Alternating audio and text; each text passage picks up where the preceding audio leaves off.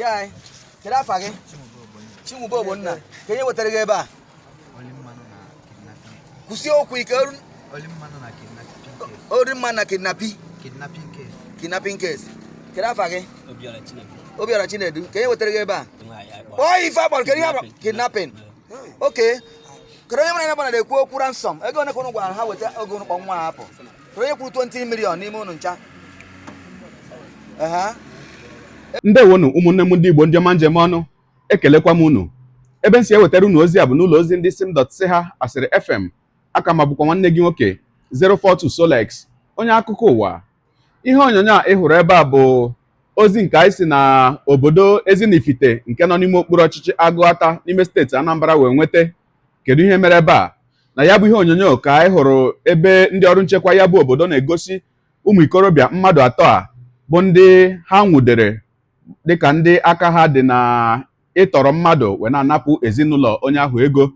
O nwere otu nwata nwaanyị onye nke a sị na ha tọrọ ma na-akpọrọ ezinụlọ ya bụ nwata nwaanyị aha ego tupu ha tọhapụ ya dịka ha siri wee kọwaa. A sị na ọ bụ nde naira 20 bụ 20 million naira ka ha bụ ụzọ wee kpọrọ ezinụlọ ya bụ nwata onye ha tọrọ, mana ya bụ ezinụlọ eji ego.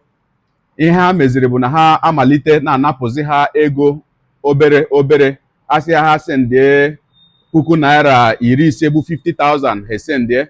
Asị ha sendie 20,000 esendie. Asị ha weta 10 ha ewetekwanụ. Mana ha bụ ndị omekome amataghị na ihe ukwu bụ ụzọ wee kpere azụ, n'ihi na o nwere otu nwoke onye ya na ha na-ekwu n'ekwentị dịka nwanne onye ahụ ha tọrọ atọ.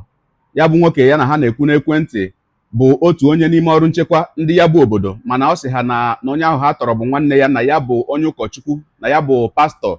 O wee bụrụ nọọ ya ka ya na ha na-ekwu n'ekwentị, ya bụ onye na-aga ezigere ha ego ahụ niile ha na-anapụ ya bụ ezinụlọ obere obere. Ha nọgide ụfọdụ oge ha sị na agụụ na-agụ onye ahụ ha tọrọ, ekwesịrị igonye ya nri na ọ chọrọ ịta shawama, si weta ego ka azụrọ ya shawama, ezigekwara ha ego. Mana ha amaghị na ya bụ nwoke bụ onye ọrụ nchekwa obodo. O wee bụrụ mgbe ahụ ka eji wee na-eso ha wee na-esi imi n'ala wee na-eme nchọpụta dị iche iche bụ nke nyere aka eji wee nwude ha. Dịka otu m si wee ghọta na ya bụ ihe onyonyo, ọ dịka ha dị mmadụ anọ ha bụ ndị ọrụ nchekwa nwụchiri, mana ọ dịka otu onye n'ime ha gbara ọsọ.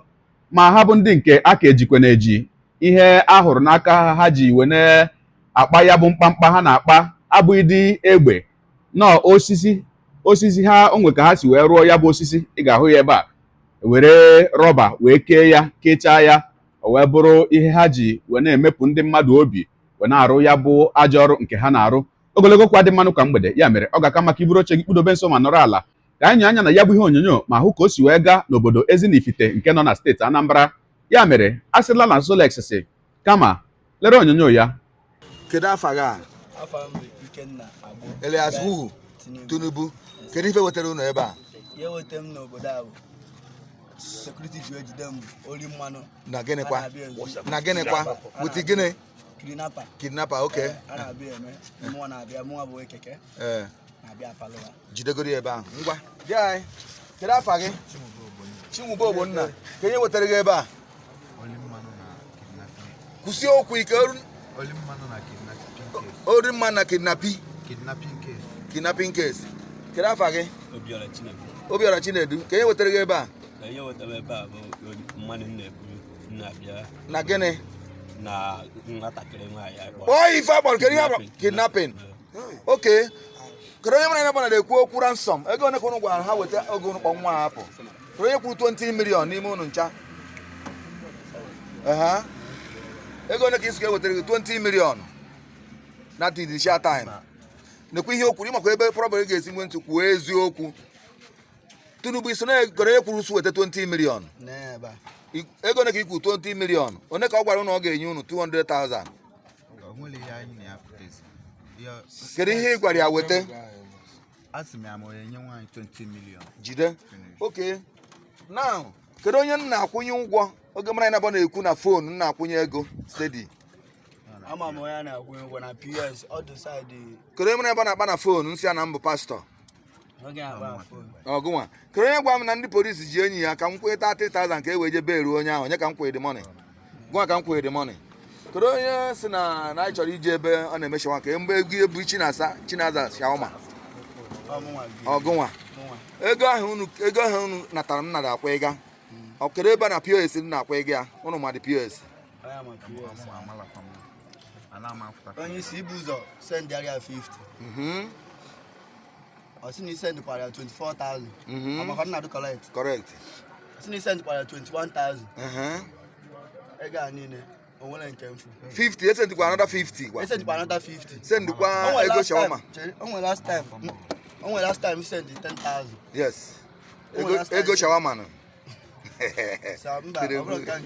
so okay ihe niile ahụ na-ekwu ana m onye na-force ya na force am na force unu na force were ekwu ya ọkwa exactly ihe unu mere ka anyị na-agwa unu ife a ebe ụnọ ihe a kịta bụ Ezirivite Vigilante Group Office ebe ụnọ now and I don't show onwe na force unu ihe ahụ na-ekwu na no ihe unu mere ka unu na-ekwu kedu ihe unu chọrọ ka eme unu na ka m bịa onwe ihe m chọrọ ịjụ this egbe act asụ m onye nwe nke a onye rụrụ ya yes duto onye na-ebe aba uchi na-edu gwala anyị kama ọ bụla eziokwu ọ na-agwa anyị n'ọyịla ka isi na isi ọnụ onye mere m understand mgbe nsefuru aka si anyị even sef ọ bịakwu na-asa ụmụ ụmụ anyị na-ejekwuru ji ezigbo egbe na-arụkwe na-ekwu kama ka anyị nwakwa ụgwọ ka anyị ati onye ahụ wee fesine n'isi ka anyị ati onye ahụ ejechekwa bata ka enyi ya masị ara ma amalụ ka asị ara ma na ọmalụ na onye ahụ wee plans ya because na ọba bụ izizi na-ejevu o keke ma na-akpọ uchi saman dị keke o wee je fọm ti ya onye nke a fọm tara ihe aba bụ isi ihe aba bụ ihe penti eji epenti ihe ụlọ okay isi na ọgwụ forge tara nke a kedu nke ife ọjitara nke a ka ife ọjitara nke a unu luzuru ebe unu jere ori izizi wee forge ya the second one that I put it to you like that okay ebe kwene ka nke a dị ewetara kịta ebe ka ị dobere ya amala m dide ebe ji wee bịa solo mba wee bịa divide ha jiri abịa ori adịm supplies ka m na-anụ na detain na alafuli ebe ahụ ngwanyezie nchịkọ ya n'ime ihe niile a na kedu ife unu chọrọ ka anyị mee unu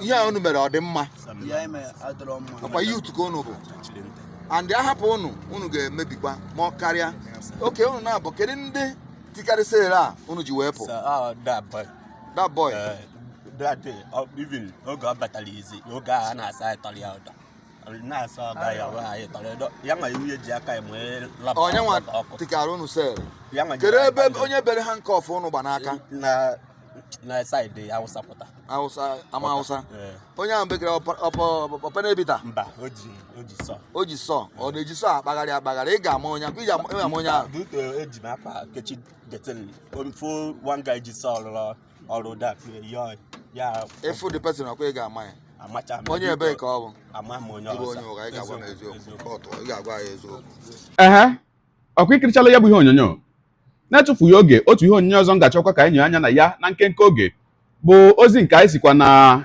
obodo Ọba nke nọ n'ime okporo ọchịchị Idemmili South n'ime steeti Anambra wee nwetakwa kedu ihe mere na nke Ọba ahụ aka ndị ọrụ nchekwa ya bụ obodo Ọba akparala otu nwa ikorobịa onye omekome na onye ntọ bụ onye nke ha kọwara dịka onye ha na-achọbu achọ ebe ha nọ wee nwude ya bụ na otu ụlọ ezumike nke nọ na ya bụ obodo Ọba dịka ha siri wee kọwaa ha si na ya bụ nwa ikorobịa onye omekome na-ezu ori ihe niile a na-ezu ezu n'ụwa ma ụgbọala ma ịtọrọ mmadụ bụ nke ha gosikwara na ụmụ ikorobịa atọ ndị ọ tọgburu atọ bụ ndị kọrọ ihe dị iche iche nke ha gabigara n'aka ya bụ onye omekome na ndị otu ya.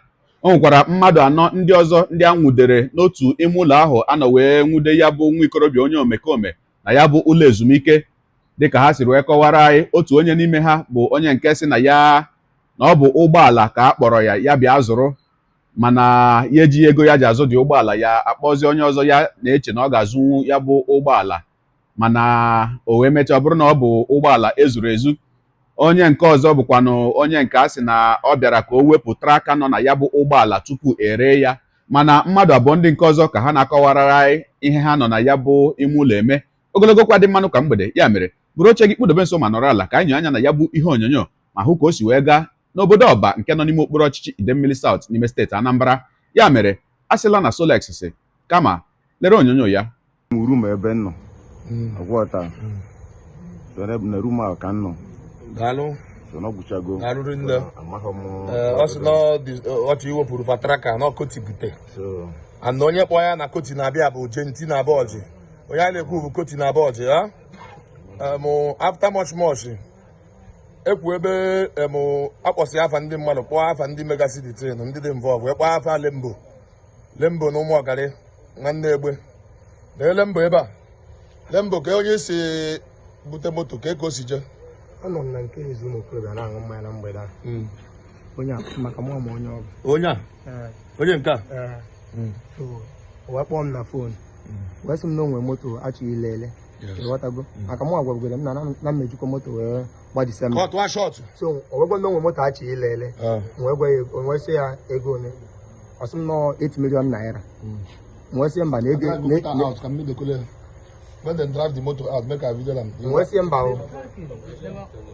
Okay, never open. Okay, wee sị mba na ego eshikekwa ọ na-ele 5 million naira ọ wee sị m mba na nwa ya wuchi ile ya ekwelọ wee lee ego na wee sị mba na ego eshikere m enwere ụdị ego ahụ so m wee kpọọ Jenti wee sị na nwa ya wuchi ile moto ya enu nwa ya wuchi ile moto ya na-elekwa ya ọfụma o wee sị m ego wee sị na 10 million naira ka ele ya o wee sị m onye na-ele moto 10 million naira kịta na ahụ ebe ka esi wee bute ego enye wee sị na moto makwa mma ịghọtago so wee sị m oke m gwapasị bute dị moto ka ọ fịa ọ gwụtara ka nsi webanye na kesi ya daalụ nke a bụ ibe nwanne anyị akwụ na onye nke ndị je ezu moto ezu come on get out of this place come on get out of this place out of negative place wetin you do well no go come on get out of this place na ndị zu moto ezu ebe a ọ 5 ka fado na ọ bụ na oruzie sasị ọkọwazi ole fado malụ kpọzie afa enweta ndị a n'ime room 3 na họteelụ anyị ji ebute onye a bụ ozu ezu onye nke a ndị mmadụ na-aba so nọrụ n'ime dị room anyị gbaka dị room wee nwetafe ịtọ 1 2 3 wee ibe anyị nwetara n'ime room n'ọba ruzebe agbaba anyị mana akọmfam go onye a ndị ekidnap akọmfam go onye a ọ kwesị na ọbịa alịba ka m na-anụ ibe na-ekwu onye a na-esu n'ọkpọ onye nke a bụ imele ọkpọ bụ na-esufe ọkpa bi nwụ na-esufe ọkpọ nsogbu adịrọ ngwa no problem ọkpa bụ na-esufe ọkpọ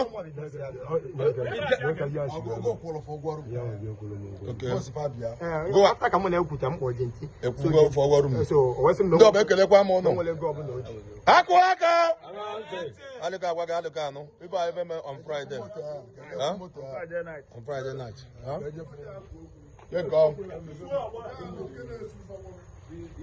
onwe ebe onye ekwuzi atụ ya aka n'ebe ọzọ ekweruo na-ekwuzi atụ ya aka ya pọs ka eme agba bido moto ya pọs ọkụ ikirichala ya bụ ihe onyonyo gị onye ụwa onye na-egere akụkọ ụwa m ịmara na etu anyị si eme ya ọ ga-abụ nnọọ ihe magburu onwe ya ma ọ bụrụ na ị ga-edere anyị ebumnuche gị otu si wee hụ ya bụ ihe nke ikiriri ugbu a na ngalaba okwu ka anyị mara uche gị n'ihi na uche onye adịghị ya njọ daalụkwa gị na-eso eburu anyị esonye ekelekwa gị onye asị gị jide ka iji onye asị ya jide ka o ji ịmara na nke o ji kacha mma ekpere mbụ na Chineke nna ga na-anọnyere gị ọpụ gị na mbata gị na-etinyere gị aka n'ezi ihe niile nke ị na-eme gị taa bụkwanụ mbụ ị na-ahụ ihe onyonyo anyị asị gị nnọọ onye gị na ya ka nọkwa bụ 042 Solex onye akụkọ ụwa n'iru akwụkwọ efere mba ụwa ya mere ọ bụrụ na ka m mere dị gị mma n'obi nwanne biko ọ bụ na Facebook na Instagram ka na-ahụ ihe onyonyo pịara m follow ọ bụ na YouTube ka ị na-ekiri ya bụ ihe onyonyo pịara m subscribe ya na mgbịrịgba anya n'akụkụ ka ime ike na-enweta ihe onyonyo ndị ọzọ nga na-ewetara gị n'ọdịnihu ọ bụ na Twitter ka ị hụrụ ya bụ ihe onyonyo pịara m follow ọ bụ na TikTok itikere m follow ma atọ ọkụma Igbo ndị ọma njem ọnụ Igbo mụrụ nze m ọzọ ekelekwa m unu wee na-asị na ọ ga na-adịrị unu niile mma ise ngwanụ tụsawara m ihe onyonyo a na-atụsara m ya bụ ihe onyonyo na-apịrị maka na share button ya mara gị mma onye nke m udo dịrị unu